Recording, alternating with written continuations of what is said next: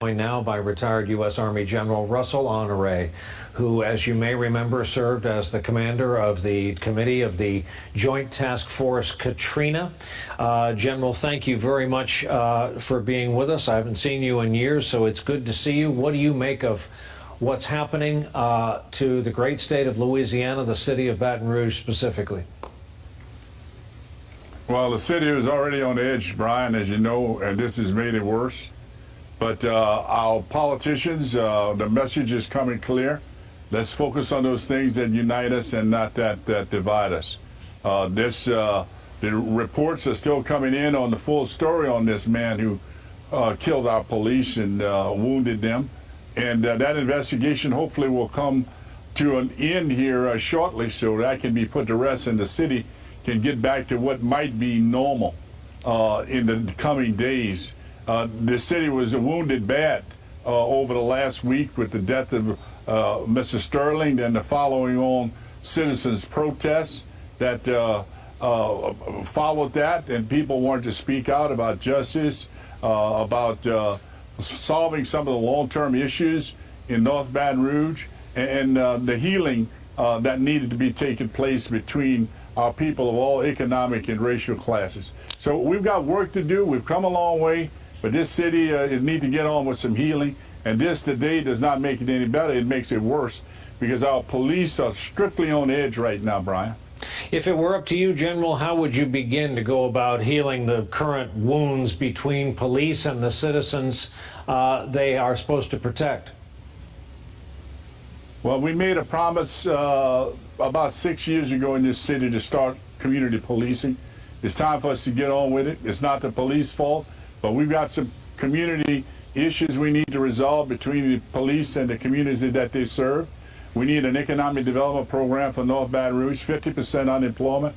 And all that does is feed into this contraband highway that we're on, Interstate 10, where stuff comes through here and it's turned into contraband. The other thing we ought to do is take better care of our police. You know, Baton Rouge policeman, he makes about $31,000 a year as a starting police officer. That's less than $15 an hour. What the community can do, we can turn this city blue today. Let's turn the blue lights on, get a blue light, put it on your house. Let's send a message to our police that we love them and we've got their six, we got their back. And at the national level, I think the federal government, the Congress of the United States, should put our police on the same insurance program that we have our soldiers. That if they die in the line of duty, that they will get the benefits and rights that we give our soldiers who go away on foreign battlefields. You know, the enemy is bringing this fight to America.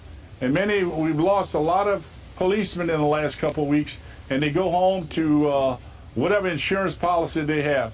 I think they're going to be on the front line of freedom in America. We need to treat them the same way, just like our soldiers that might die.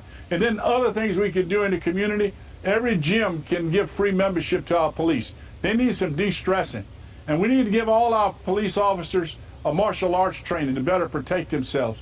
We can do better than we're doing as a community, but the local politicians got to step up and they've got to fund that to help better take care of our police and then give enough police in the community where they can actually work in those communities with stations and create programs of better relationship. So when something is about to go down, they have that relationship with the community and can solve issues. But we need to hug our police and their families and get those blue lights on in Baton Rouge tonight. Because you never know where the epicenter of one of these is going to be, you've had a huge gathering around that convenience store in Baton Rouge. What do you say to the folks from Black Lives Matter who have taken up in huge numbers in and around Baton Rouge and up in Minnesota, of course? Well, the demonstrators that have come, they've helped shed the light on this issue that we've got to solve in Baton Rouge. Local leaders have spoken about it with elegance. I've worked with a group here in Baton Rouge called Together Baton Rouge. We realize we got some work to do in relationship. The Justice Department is going to sort out what happened in the shooting and follow that with justice. But right now we need some peace. We need some healing. And I've spoken to local politicians today, and they're all asking that we take 24 to 36 hours. No more protesting. Let's give this time to mourn the loss of these officers, and let's show respect to their families, and let's have some peace. And if you have a member of your family or you carry a gun, Because in Louisiana, anybody can carry a gun. If you're over 17 years old and you don't have a felony condition, you can carry a gun. Let's leave our guns home. Let's lower the tension for our police. We all can do that. If you're a gun toter, leave it home. It's only going to make things more complicated for our police. And this whole idea of open gun carry, Brian, is just stupid. It's just plain stupid. It's confusing our people. It's confusing our police. And when the shootings start, it does not help. The idea about a good guy with a gun, that's a broken, stupid concept from the Lafayette Theater shooting on. We need to stop that, and it's not boding well for the great nation that we are, that we've gotten to be known as a gun nation, a gun culture nation. We've got to fix that. That's not helping us.